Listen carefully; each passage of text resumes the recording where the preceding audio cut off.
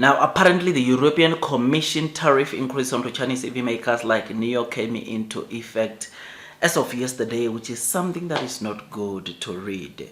I mean, in Nio, you know that onto this new, of course, tariff increase by the European Commission, they will be getting a tariff increase of 20.8%, which is something that is not good. But the good thing about this for now is that the country which Nio is selling the most in Europe, which is in Norway, Nio is doing exceptionally well, which is something that is pretty exciting, something that is very good to know that the country which Nio is doing the most in Europe has not been impacted or affected by this. I mean, in Norway, you will know that in terms of sales, they have reported, or they are going to report, record-breaking monthly deliveries this month.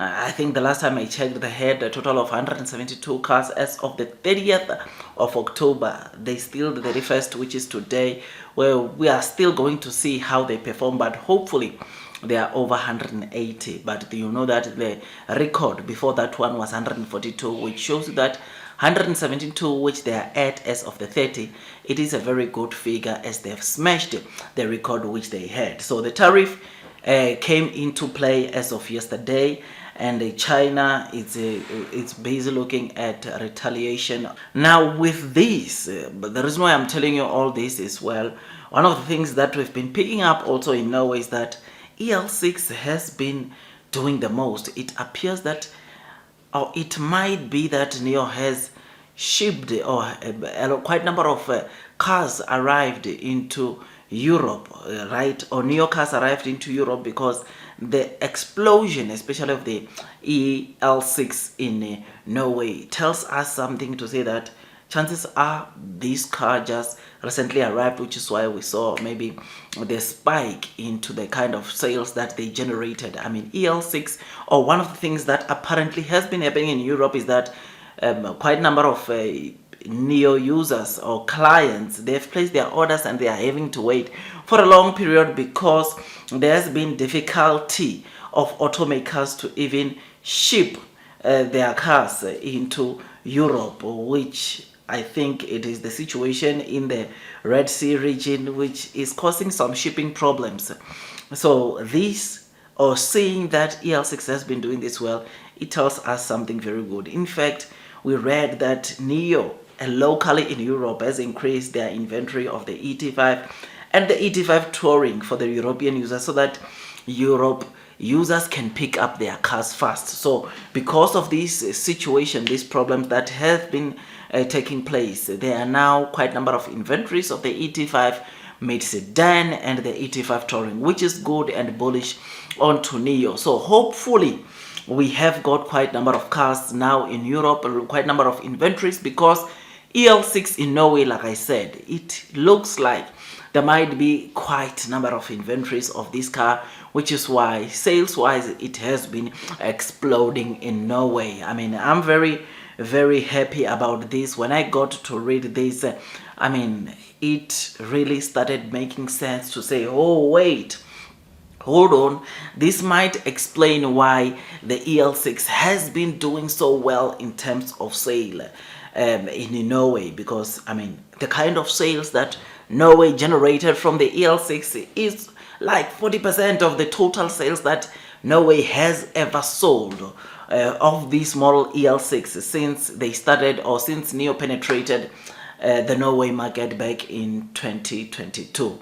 So this is bullish, this is massive to know that Nio has got some quite a number of inventory cars, especially knowing that the tariff just kicked in, meaning that all the cars that Nio will be exporting from China into Europe right now, they will be getting a 20.8% increase tariffs, which is something that is not good, something that of course hopefully it gets resolved very soon. China and the European Commission can find a solid ground onto this. So as I'm doing this video, you might find that China is already also putting their own measures or retaliating onto this tariff increase made by Europe. And yeah, we just hope things can go at the end of the day. The two parties can find a solid ground so that they can resolve these issues. But like I said, one thing that I'm liking, or something positive to take out of Europe,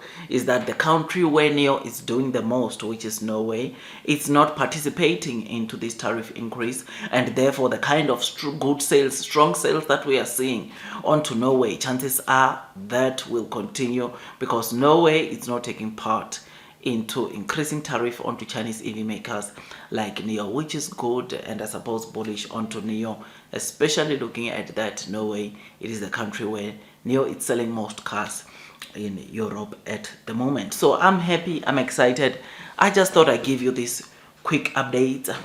Tell me what you think about this. I mean, to know that maybe ET5 Touring, ET5 mid sedan, they've got quite a number of inventories right now in Europe.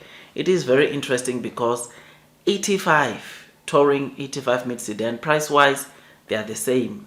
In China, price wise, I think the starting price is $42,000, which this in Europe, I suppose the price should also be the same, which, knowing that this model or these two models are the cheapest onto Nio, chances are they will do pretty well, pretty good also in Europe. I mean, EL6, another reason why maybe it's doing this well in Norway is that it's the cheapest SUV you can buy from Nio. This is the cheapest SUV that you can buy from Nio, which is pretty amazing, pretty good to see that it is performing or putting a good performance like what we are seeing right now. And hopefully we get to see a continuation of the good performance of sales in Norway. Otherwise, with all that, it is always important that before you buy Nio, sell, increase your holdings, you just do some due diligence so that at least you can be comfortable as you are investing onto this stock. I mean, stock price wise, quite a number of or some retail investors are started or have started complaining about the share price, but in the long term we know that Nio, it's still expected to do very well. It will do very well, resulting in the share price or stock price also recovering.